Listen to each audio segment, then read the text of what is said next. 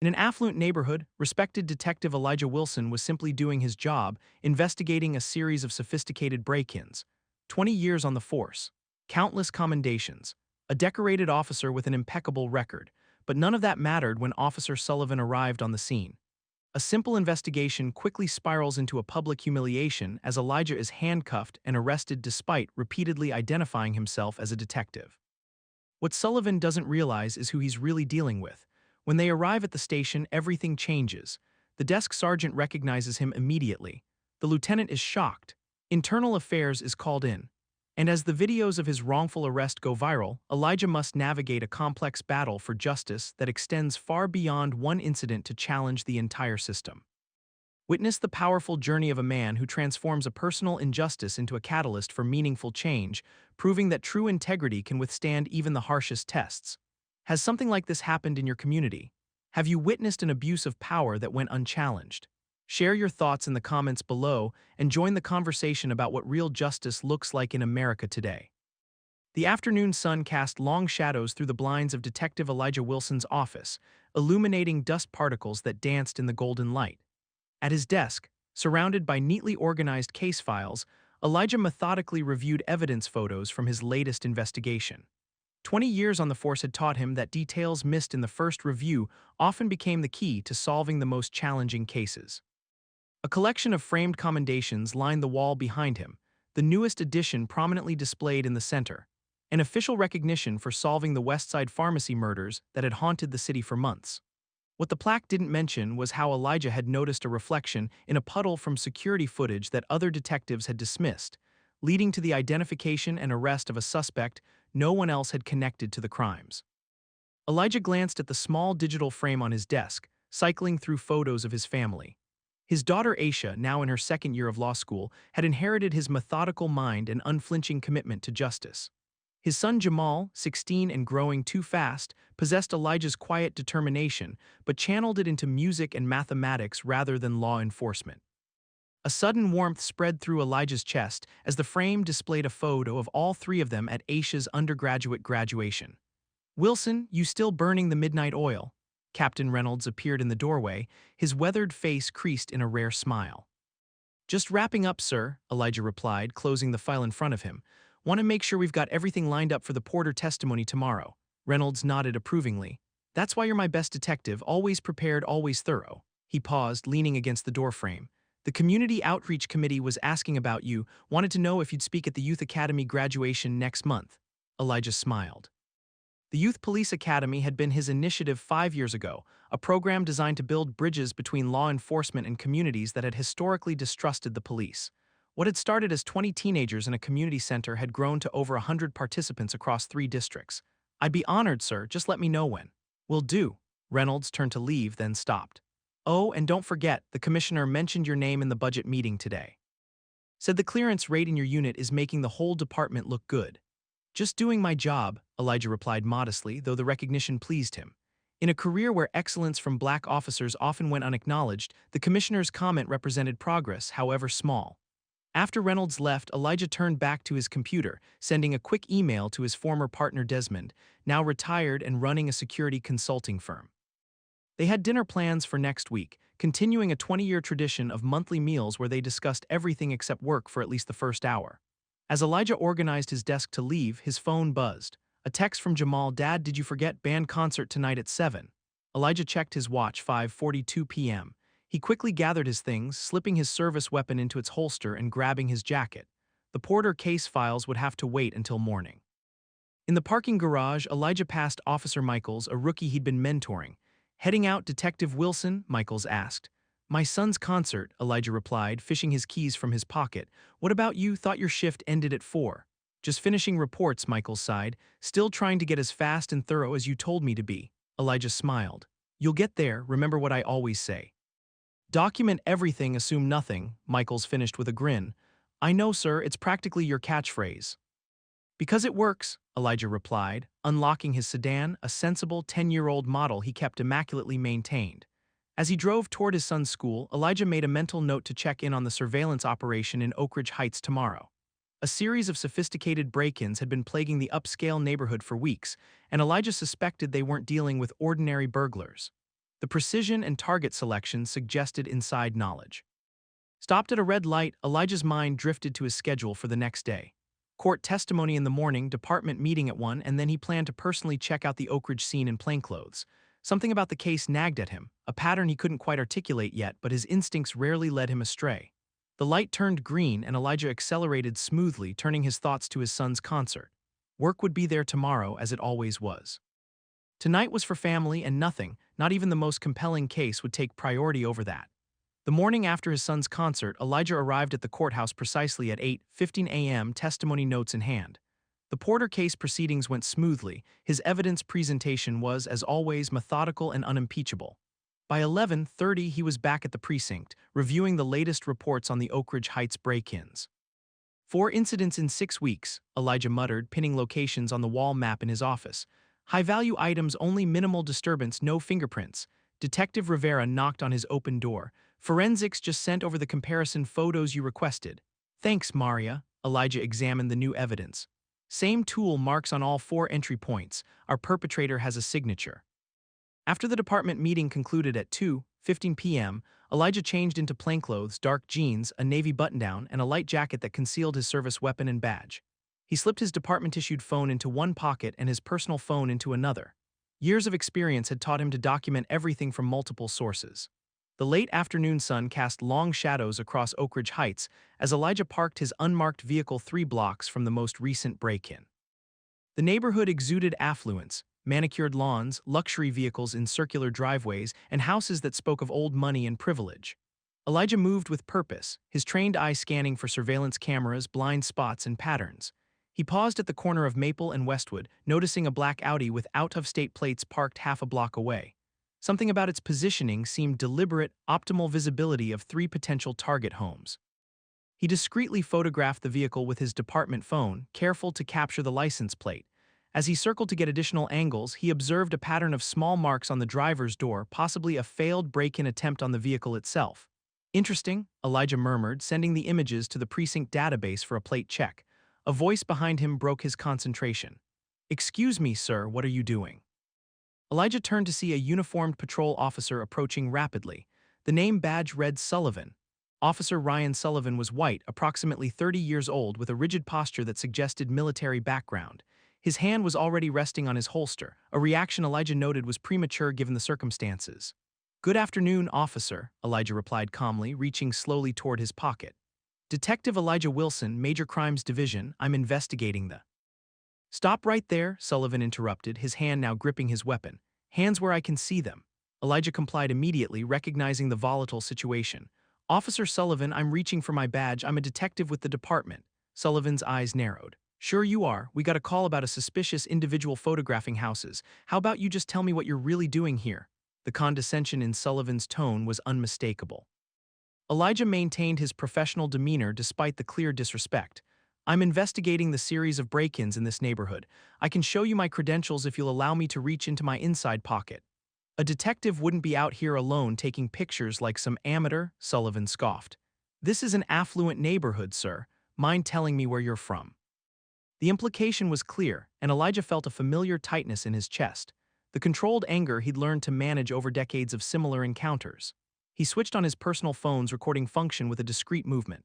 "Officer Sullivan, I've identified myself as Detective Elijah Wilson, badge number 6382, Major Crimes Division. I'm conducting an official investigation. You can verify this by calling dispatch or Lieutenant Grimes, who is my direct supervisor." Sullivan stepped closer, deliberately invading Elijah's personal space. "No detective I know dresses like that or drives that car." He gestured toward Elijah's unmarked sedan. "I'm going to need to see some ID right now." "I'd be happy to provide identification," Elijah responded evenly. "However, I notice you haven't properly identified yourself beyond your name badge. Department protocol requires you to state your name, badge number, and purpose before demanding identification. I'm sure you're aware of that procedure." Sullivan's face hardened. "You don't tell me how to do my job. ID, now." A neighbor had emerged from a nearby house, smartphone raised and recording the interaction. Elijah noted this but kept his focus on Sullivan. "Officer, I'm going to reach very slowly into my jacket for my badge and ID. I am a police detective, and I am armed as required by department policy." Elijah narrated his movements clearly, maintaining eye contact with Sullivan. As Elijah's hand moved toward his pocket, Sullivan suddenly lunged forward, grabbing his arm and twisting it behind his back. "He's reaching," Sullivan shouted, despite Elijah's clear verbal warning. "I need backup at Maple and Westwood, suspect resisting and possibly armed." "I'm a detective," Elijah stated firmly, his voice carrying to ensure the neighbor's recording captured his words. "This is an unlawful detention of a police officer. Badge number 6382, Elijah Wilson, major crimes." Sullivan pushed Elijah against the hood of a parked car. "Tell it to the sergeant at the station. Right now, you're just another suspect trying to talk his way out of trouble." As Sullivan roughly patted him down, Elijah could hear approaching sirens. The situation was escalating precisely because Officer Sullivan had chosen to ignore proper procedure and clear identification.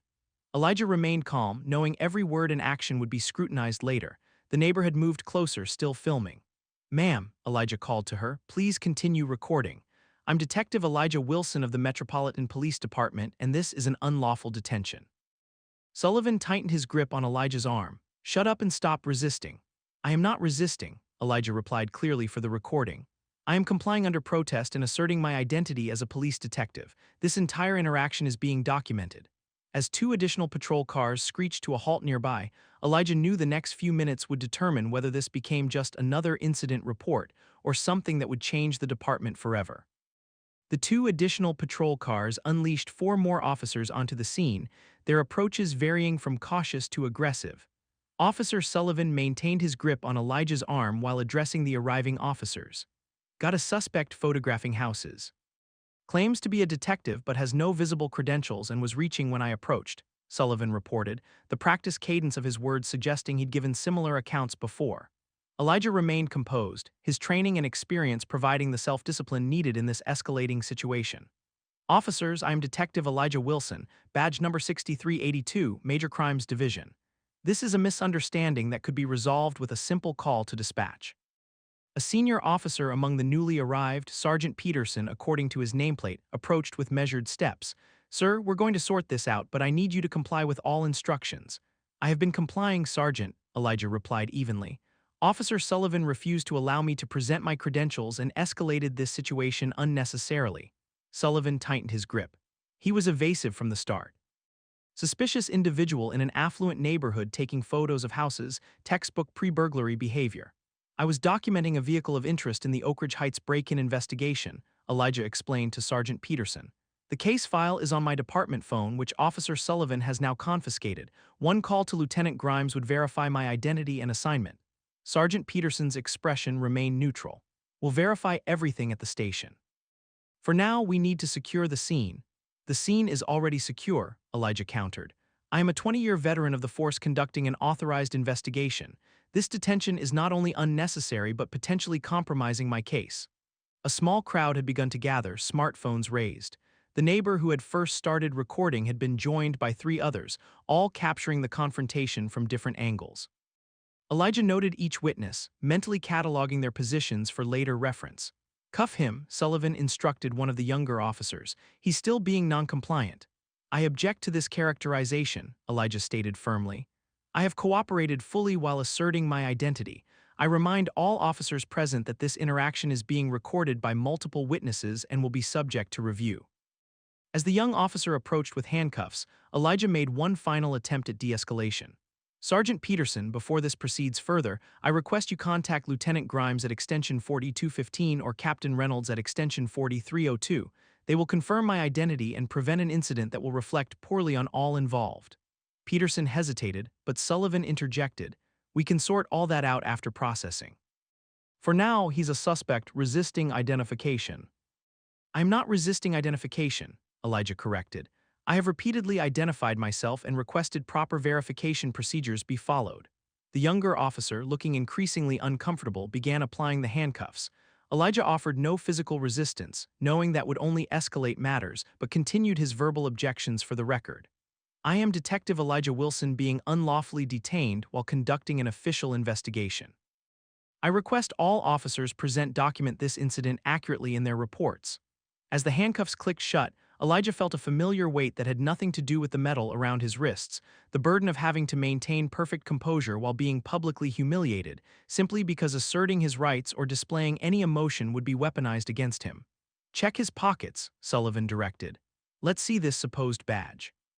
The young officer carefully reached into Elijah's jacket pocket and withdrew a leather wallet. Opening it revealed Elijah's gold detective's badge and department ID card. The officer paled visibly. "Sergeant, he is a detective. Badge number 6382, Major Crimes Division." Sullivan snatched the badge, examining it with exaggerated skepticism. "Could be fake, we'll verify at the station." Sergeant Peterson's demeanor shifted subtly. "Sullivan, maybe we should call this in before." "Procedure is procedure," Sullivan interrupted. He was acting suspicious, refused to identify properly, and reached before being cleared to do so. "We process him and sort it out at the station." Elijah maintained eye contact with Peterson.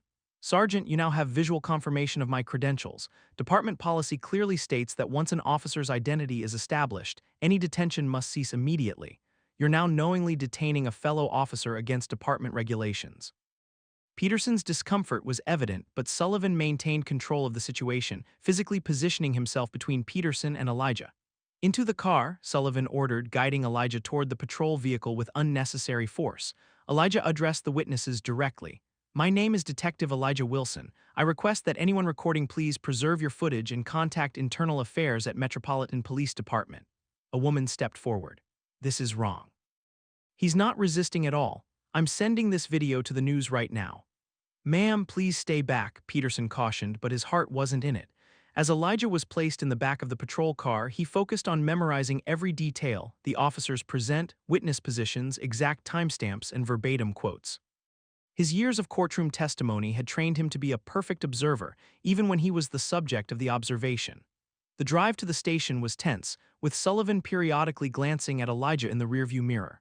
Elijah recognized the tactic, watching for signs of anger or agitation that could later be characterized as aggressive behavior in a report.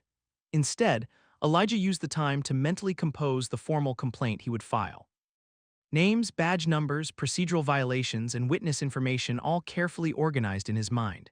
He had built cases against criminals for 2 decades. Building one against a fellow officer would require the same methodical approach. The patrol car pulled into the station's secure garage, away from public view.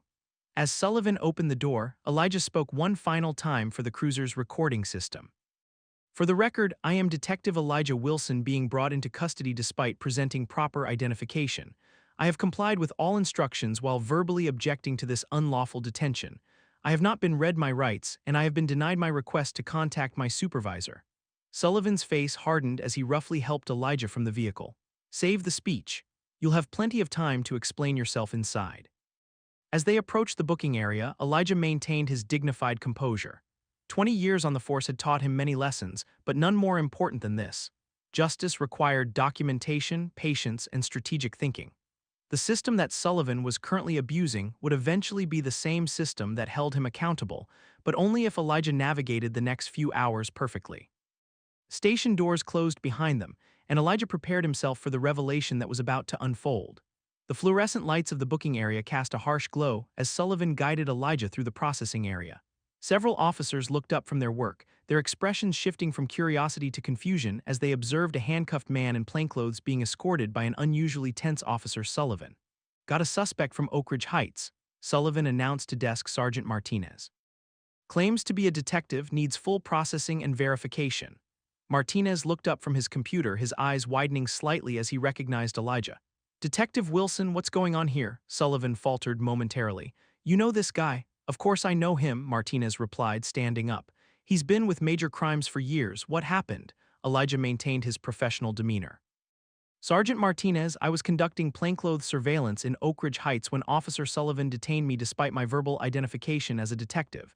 I would appreciate your assistance in resolving this situation." Martinez turned to Sullivan, his expression hardening. "Did you verify his credentials?" "He was acting suspicious, photographing houses in an affluent neighborhood," Sullivan defended. "When I approached, he reached for something without permission." "I clearly stated I was reaching for my badge," Elijah corrected, "and I requested Officer Sullivan follow proper protocol by identifying himself fully before demanding my identification." Martinez stepped from behind the desk. "Uncuff him immediately." Sullivan hesitated. "We need to verify." "Now, Sullivan," Martinez ordered, his voice leaving no room for argument. "That's a direct order."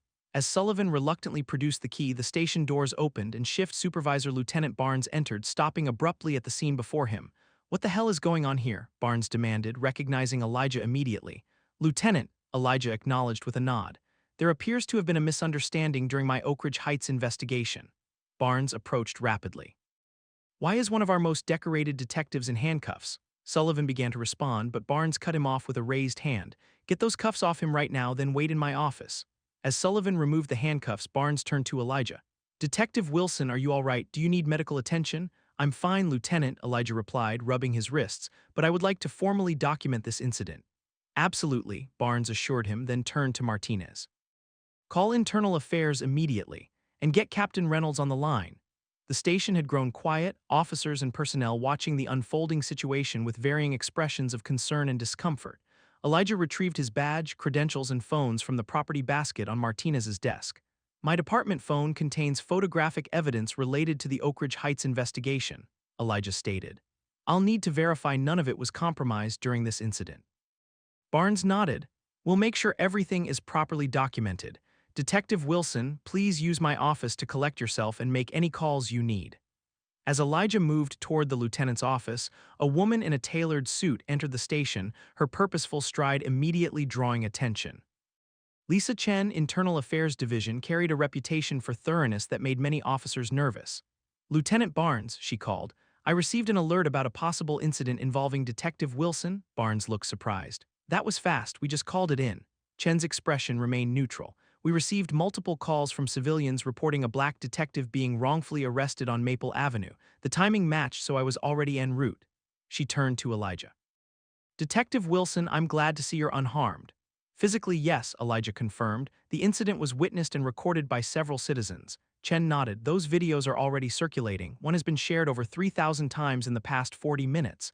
The implications of this statement rippled through the room. Barnes looked concerned. We need to get ahead of this. Sullivan is waiting in my office. He should remain there until we've taken initial statements, Chen advised. Detective Wilson, would you be willing to provide your account now while it's fresh? Of course, Elijah agreed. I also started recording on my personal phone when the interaction began to escalate. Chen's eyebrows raised slightly. That was good foresight. Not foresight, Elijah corrected quietly. Experience. As they moved to a conference room, Captain Reynolds burst through the station doors, his face a thundercloud. Where's Detective Wilson, and where's the officer who arrested him? Captain Barnes intercepted him. We're handling it by the book. IA is already here and we're taking statements. Reynolds spotted Elijah with Chen. Wilson, are you all right? What happened out there? I'm fine, sir, Elijah assured him. I was conducting the surveillance we discussed this morning when I was approached by an officer who escalated the situation despite my identification. Chen interjected smoothly. Captain, if you don't mind, we need to document Detective Wilson's statement before details fade. Reynolds nodded reluctantly. Of course, but I want a full briefing as soon as possible. He lowered his voice to address Elijah directly. The chief has already called. Those videos are spreading fast. In the conference room, Chen set up a recording device and arranged her materials with practiced efficiency. Detective Wilson, please start from the beginning and describe today's events in as much detail as you can recall. Elijah began his methodical account, describing his investigation, Sullivan's approach, and the subsequent interaction. As he spoke, Chen took notes and occasionally asked clarifying questions, her expression remaining professional but her eyes reflecting increasing concern. After detailing the events, Elijah reached for his personal phone. I have an audio recording beginning from when Officer Sullivan first demanded identification. Chen nodded. That will be extremely helpful, may I? Elijah handed her the phone and she connected it to her laptop, copying the file for evidence. The recording played clearly through the laptop speakers, revealing Sullivan's dismissive tone and escalating aggression despite Elijah's calm, professional responses. When the recording finished, Chen sat back. Detective Wilson, I need to ask, have you had previous interactions with Officer Sullivan? Not to my knowledge, Elijah replied. I reviewed the officer roster recently and don't recall seeing his name. He may be relatively new to the force. He transferred from Riverside County 18 months ago, Chen confirmed. This may interest you. During my drive over, I requested his file. Officer Sullivan has had 3 complaints filed against him in the past year, all involving minority suspects who claimed they were detained without cause. None resulted in disciplinary action due to insufficient evidence. Elijah's expression remained neutral, but his eyes reflected understanding. Were any of those complainants asked to provide recordings? No, Chen replied. There weren't any available. A knock at the door interrupted them. Martinez entered, looking uncomfortable. Detective Wilson, there's someone here from the mayor's office asking to speak with you, and the chief just arrived. Chen closed her notebook. We're just finishing up the initial statement. Detective Wilson, do you need a few minutes before meeting with them? Elijah straightened his tie and stood. No, I'm ready. The sooner we address this officially, the better. As they exited the conference room, Elijah observed the transformed atmosphere of the station. The chief was engaged in intense conversation with Captain Reynolds near the entrance. The mayor's aide, a young woman clutching a tablet, was monitoring social media reactions with visible concern. And through the window of Lieutenant Barnes' office, Elijah could see Officer Sullivan, alone and increasingly agitated as he checked his phone repeatedly. The tables had turned, but Elijah took no satisfaction in it. This wasn't about personal vindication, it was about accountability and systemic change. As he approached the chief, Elijah mentally prepared for the complex conversations ahead. The incident would soon be much more than a personal confrontation between a detective and a patrol officer. It was about to become a catalyst for long overdue reform. The police station's normal buzz of activity had transformed into a focused tension as Chief Harrington gathered the department leadership in the main conference room. Elijah sat composed at the table while Lisa Chen from Internal Affairs presented the preliminary findings. At 16:42 hours, the first video was uploaded to social media by Oak Ridge Heights resident Diana Cooper, Chen explained, displaying a screen capture on the wall monitor. By 17:15, it had been shared over 5,000 times. Currently, at 19:30, we're tracking approximately 47,000 shares across platforms with an estimated view count exceeding 300,000. Chief Harrington's expression remained stoic. And the other videos? Chen advanced to the next slide.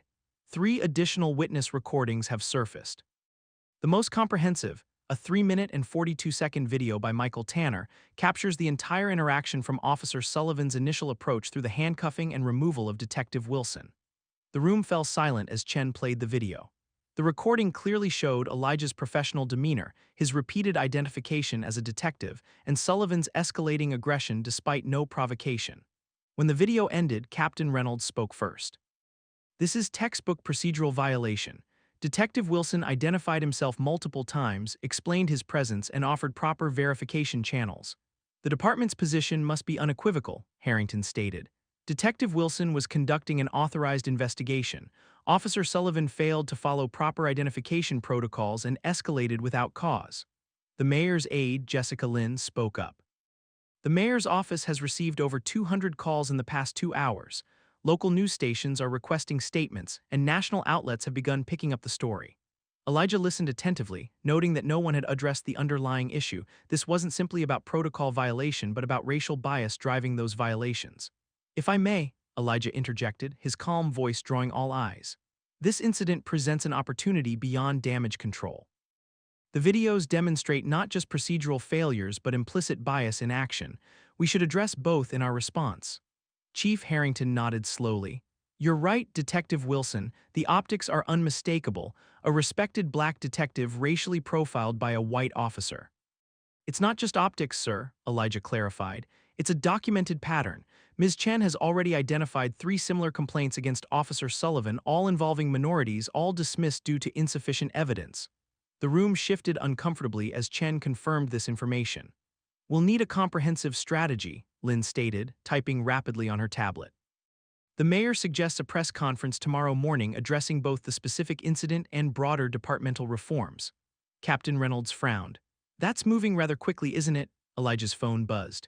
He glanced down to see a text from his daughter, Aisha. Dad, are you okay? Your arrest video is all over my law school forums. Everyone's talking about it. Call me.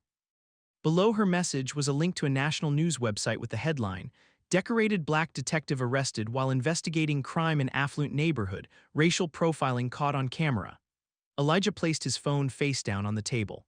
With respect, Captain, events are already moving quickly. The narrative is forming with or without our input. Outside the conference room, the station's activity had increased as officers managed a growing crowd of reporters and community members gathering at the entrance. Through the glass walls, Elijah could see Lieutenant Barnes intercepting questions while uniformed officers maintained order. Detective Wilson, Chief Harrington addressed him directly, what's your recommendation on next steps? The room quieted, all eyes on Elijah. This was unusual. Chiefs rarely solicited case strategy from detectives, especially regarding internal matters. But Elijah understood the subtext. As both the victim and a respected officer, his perspective carried unique weight. 3 immediate actions, Elijah replied methodically. First, transparent communication. Release a statement acknowledging the video's authenticity and confirming an investigation. Second, procedural response. Place Officer Sullivan on administrative leave pending investigation, following standard protocol for any serious complaint. Third, structural response. Announce a departmental review of all racial profiling complaints from the past 24 months to identify patterns requiring intervention. The chief nodded. Practical and principled. Ms. Lin, please draft a statement incorporating these points for my review within the hour. Lin nodded, stepping out to make a call. Now about Officer Sullivan, Harrington continued. Internal Affairs will need to conduct a formal interview tomorrow. I've already scheduled it for 9 a.m., Chen confirmed. We're also reviewing footage from his body camera and patrol car. Elijah's phone buzzed again. This time it was a text from his son Jamal. Dad, your video has over 1 million views on TikTok. My friends are asking if you need help with anything, you're trending. Before Elijah could process this information, Lieutenant Barnes entered the conference room, his expression grave. Chief, we have a situation developing. Community activists have organized an impromptu demonstration outside the station. Approximately 75 people so far and growing. They're calling for Officer Sullivan's immediate termination and a federal investigation into department practices. Harrington turned to Elijah. Detective, would you be willing to address them? Elijah considered carefully. With respect, sir, that would be premature. Any statement I make now could compromise the integrity of the internal affairs investigation. Additionally, appearing alongside department leadership before a thorough investigation might suggest we're more concerned with optics than accountability. Reynolds nodded in agreement. Wilson's right, we need to follow procedure precisely, especially given the spotlight. In that case, Harrington decided, I'll address the crowd myself, acknowledging the incident and outlining our investigation process. He turned to Chen. I'll need those preliminary findings summarized for reference. As the meeting adjusted to address this new development, Elijah's union representative, Michael Torres, arrived and requested a private word with him. In a small adjoining office, Torres spoke candidly. Elijah, this has escalated beyond an internal matter. The union is fully backing you, but you should know several civil rights organizations have reached out offering legal representation if you want to pursue action beyond departmental remedies. Elijah nodded. I expected that. My focus remains on systemic change rather than personal compensation. That's your call, Torres replied, but there's something else. We've received information that Officer Sullivan has secured private legal counsel with connections to a police advocacy group known for aggressively defending officers accused of misconduct. They'll try to discredit me, Elijah concluded, unsurprised. Most likely, Torres confirmed. They may dig into your case history, personal life, anything to shift the narrative. Are there any vulnerabilities I should know about? Elijah considered this carefully.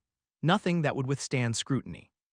My record is clean, my case is well documented. My personal life is straightforward, divorced amicably 10 years ago, good relationships with my children, no financial issues or compromising situations. Good, Torres nodded. Because this is likely to get intense before it's resolved. As they rejoined the main conference, Chen approached with her laptop. Detective Wilson, you should see this. Your daughter shared your audio recording with her law school's civil rights clinic. They've enhanced the audio and synchronized it with the witness videos. It's been viewed over 200,000 times in the past hour. The enhanced video played on her laptop, presenting a damning timeline of Sullivan's escalating behavior contrasted with Elijah's professional responses. The video ended with a law school professor analyzing the numerous legal and procedural violations, followed by statistics on racial profiling in law enforcement. Chief Harrington watched silently, then turned to his communications director. Revise the statement. We need to be absolutely transparent here. Detective Wilson was wrongfully detained while performing his duties, full stop. We are investigating all aspects of this incident, including potential bias-motivated behavior. As the meeting continued, Elijah observed the rapid transformation of what had begun as a personal confrontation into something much larger, a symbolic case that was crystallizing long-simmering tensions and systemic issues. His phone continued to buzz with messages from colleagues, community leaders, and even national civil rights figures offering support and solidarity. Outside, the crowd had grown to several hundred, their chants audible even through the station's thick walls. Local news vans lined the street, their cameras capturing what was quickly becoming a national story. Elijah remained measured and strategic, knowing that the coming days would require perfect balance between his roles as a detective, a department veteran, and now, unwillingly but necessarily, a symbol in a much larger struggle for police accountability and racial justice. By morning, What had begun as a local incident had transformed into a national conversation. Elijah arrived at police headquarters to find news vans stationed outside and security personnel managing a perimeter around the building's entrance. Inside, the atmosphere was noticeably different. Officers who normally greeted him with casual nods now approached with explicit expressions of support or conspicuously avoided eye contact altogether. The Internal Affairs conference room had been prepared for a full-scale investigation. Lisa Chen sat at the head of the table surrounded by documentation, digital evidence displays, and 3 additional IA investigators who had been brought in to ensure thorough and impartial proceedings. Detective Wilson, Chen greeted him formally. Thank you for arriving promptly. The Police Oversight Committee has requested your testimony at 11:00 a.m. following our preliminary review. Elijah nodded. I've prepared a comprehensive statement and timeline. Excellent, Chen replied, gesturing to a digital display on the wall. We've compiled all available evidence, the witness videos, your audio recording, Officer Sullivan's body camera footage, and dispatch recordings. Additionally, we've received 12 statements from witnesses at the scene. The door opened, and Captain Reynolds entered with Chief Harrington and the department's legal counsel, Andrea Morrison. Detective Wilson, Morrison began without preamble, I want to brief you on developments before the formal proceedings. Officer Sullivan's attorney has submitted a counter-narrative claiming you were non-compliant and exhibited threatening behavior during the encounter. Elijah remained composed. The multiple video records should clarify the actual sequence of events. They do, Chen confirmed.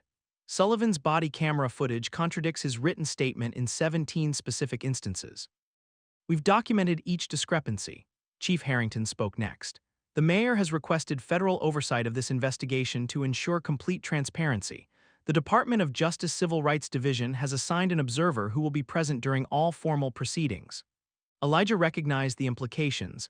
This level of scrutiny reflected the case's growing significance as a potential catalyst for broader reform. There's something else you should know, Reynolds added, his expression troubled. We've identified 7 previous incidents involving Officer Sullivan that follow a concerning pattern. All involved minority subjects, all included questionable escalation, and all were handled with minimal disciplinary action. 4 of those incidents occurred at his previous department, Chen elaborated. We've requested their complete files but encountered administrative resistance. Elijah processed this information methodically. Have you cross-referenced these incidents with other officers who were present during those interactions? Chen's expression showed appreciation for the detective's insight. Yes, 2 officers frequently partnered with Sullivan during these incidents, Officers Miller and Ramirez. Both were present yesterday, Elijah noted. They arrived with the 2nd Patrol Unit. Morrison nodded grimly. We're expanding the investigation to examine potential coordination or pattern behavior among all involved officers. The team spent the next hour reviewing evidence and preparing for the Oversight Committee hearing. At precisely 10:45, they proceeded to the main conference center where the hastily assembled committee awaited. 5 civilian oversight members, 2 city council representatives, the police union president, and the newly arrived DOJ observer. Elijah entered the room with measured confidence, aware that his testimony would shape not just Sullivan's fate, but potentially department policy for years to come. Committee Chairperson Dr. Alina Washington opened the proceedings. This emergency session has been convened to address the incident involving Detective Elijah Wilson and Officer Ryan Sullivan on March 14th. Detective Wilson, we invite you to present your testimony. Elijah approached the podium, his manner both professional and deliberately human, not just a detective recounting facts, but a person who had experienced a fundamental violation of both procedure and dignity. Chairperson Washington, committee members, he began. Yesterday at approximately 4:30 p.m., I was conducting an authorized plainclothes investigation in Oak Ridge Heights regarding a series of sophisticated burglaries. While documenting a suspicious vehicle, which, I should note, has since been confirmed as registered to a known associate of our primary suspect, I was approached by Officer Sullivan. For the next 20 minutes, Elijah provided a methodical account of the incident, referencing specific procedural violations while maintaining a tone that was factual rather than accusatory. He concluded by addressing the broader implications. This incident reflects not just an individual officer's misjudgment, but systemic issues requiring institutional attention.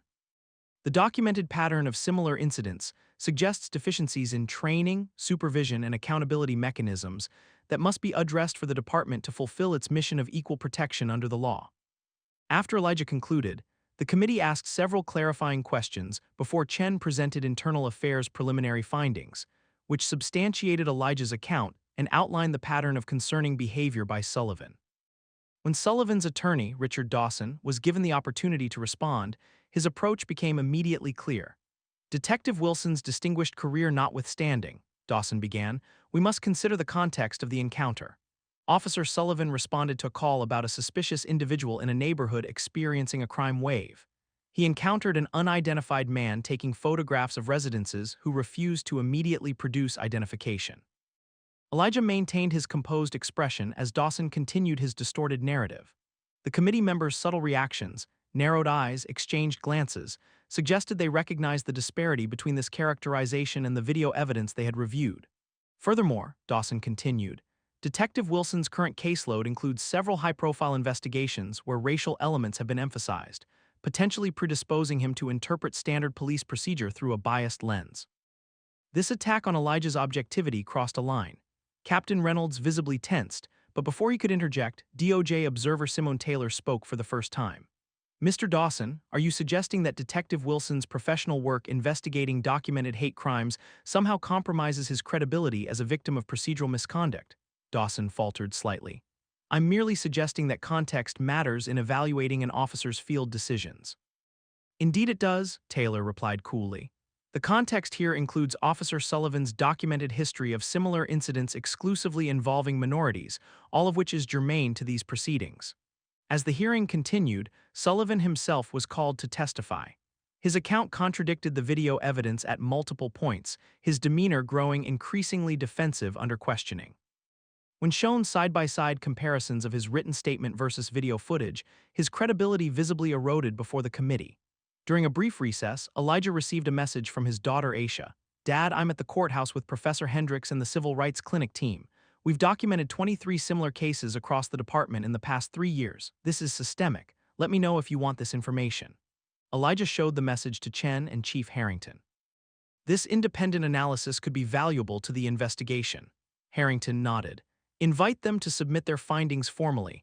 If there's a broader pattern, we need to address it comprehensively. When the hearing resumed, community leaders had arrived to provide testimony about the impact of similar incidents on community trust.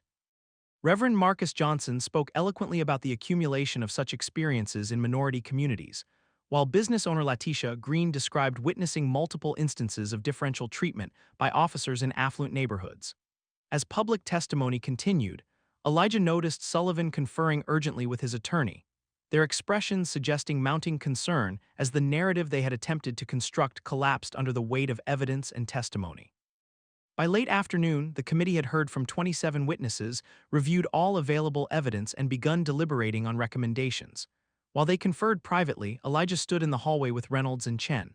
Whatever they decide about Sullivan, Elijah said quietly, the more important outcome will be structural changes to prevent similar incidents. Reynolds nodded. The chief has already directed a complete review of field stop procedures and de-escalation training. That's a start, Chen acknowledged, but we need accountability mechanisms with real consequences. The pattern in Sullivan's history was identifiable long before yesterday, yet he continued to operate without meaningful intervention. The committee doors opened and Dr. Washington emerged. We're ready to present our preliminary findings. As everyone reassembled, Elijah maintained his professional demeanor while recognizing the historical significance of the moment. What had begun as a personal humiliation had evolved into a potential turning point for departmental accountability. Dr. Washington addressed the room with measured authority. Based on the overwhelming evidence presented today, this committee unanimously finds that Officer Ryan Sullivan violated multiple departmental procedures and policies in his detention of Detective Wilson. We recommend immediate administrative leave pending completion of the internal affairs investigation, with a preliminary determination that termination proceedings are warranted. Sullivan visibly paled as Washington continued. Furthermore, we find sufficient evidence of a pattern of similar misconduct to recommend an independent audit of all field stops conducted by Officer Sullivan and his regular partners over the past 18 months, with civilian oversight of this review process. The recommendations continued, each addressing broader structural issues, revised training protocols, enhanced accountability measures, mandatory review of all dismissed complaints involving potential bias, and quarterly public reporting of stop statistics disaggregated by race and neighborhood. As the hearing concluded, Chief Harrington approached Elijah. The department will implement these recommendations fully, Detective. Your professionalism throughout this process has been exemplary. Elijah nodded. Thank you, sir. I believe the real work begins now. Outside, the media awaited statements.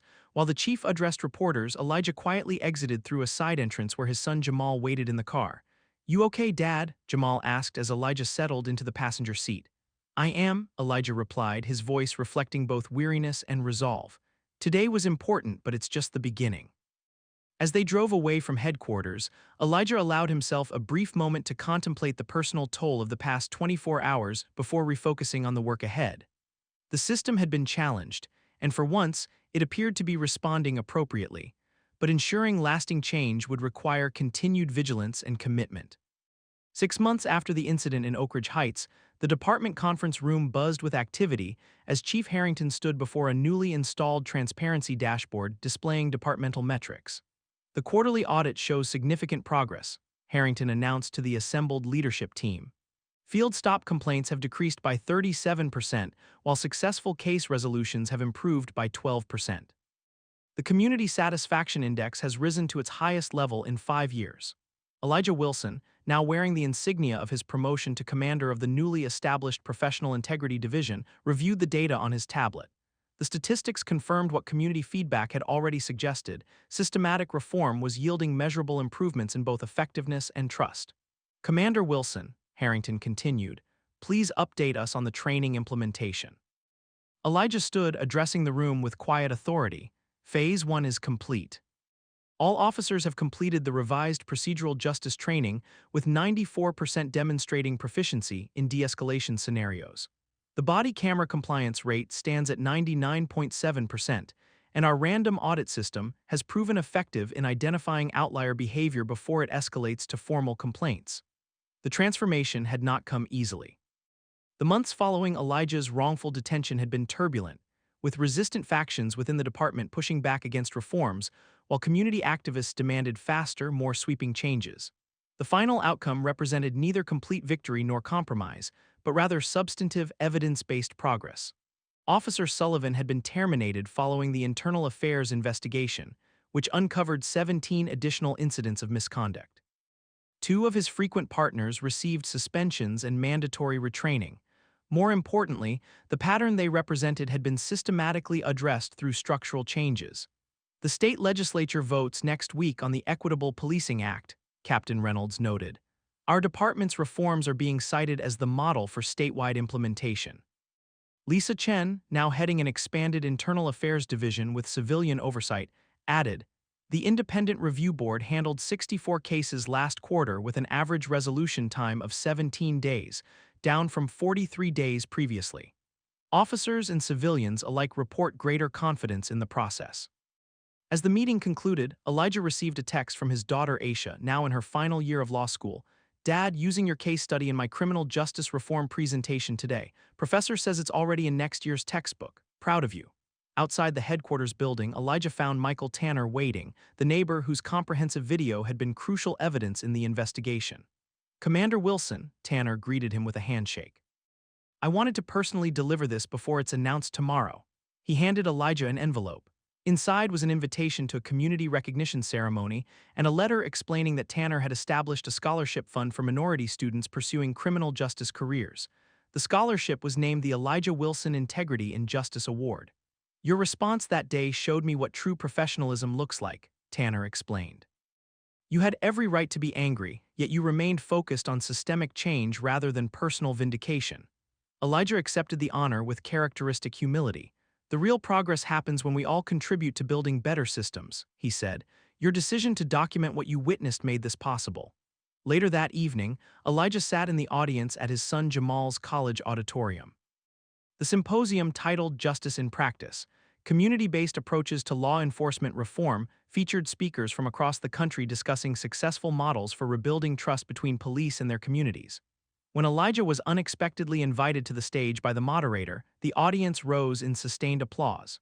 He hadn't come to speak, just to support the student organizers, including his son, but he accepted the invitation with grace. Standing at the podium, Elijah looked out at the diverse faces before him: students, activists, officers in uniform, community leaders, and ordinary citizens united by a shared commitment to progress. True justice isn't a destination but a continuous journey of improvement, he began. The incident that brought me into this conversation was not unique. Similar scenarios happen daily across our nation. What made the difference was documentation, accountability, and the courage of bystanders, colleagues, and leaders to demand better. Elijah described the practical reforms now implemented, the enhanced training, accountability structures, and transparency mechanisms, but emphasized that technical solutions alone couldn't create lasting change.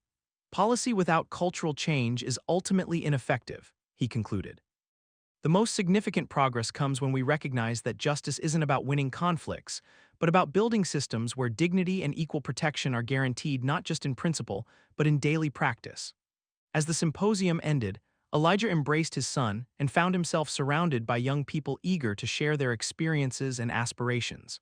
Among them was a rookie officer who approached hesitantly. "Commander Wilson," the young officer began, "I joined the force because of your example. I wanted you to know that the changes you've implemented have given officers like me a clearer path for doing this job with integrity." On the drive home, Elijah reflected on the journey from that afternoon in Oak Ridge Heights to the present. The incident had been painful and humiliating, but the response, methodical, strategic, and focused on systemic change rather than retribution, had created ripples of reform extending far beyond one officer or department. Justice, Elijah knew, was never truly complete, but progress was real, measurable, and worth the difficult work of challenging broken systems from within. As he pulled into his driveway, his phone lit up with a message. The mayor wanted to discuss implementing the department's reforms citywide. The work continued.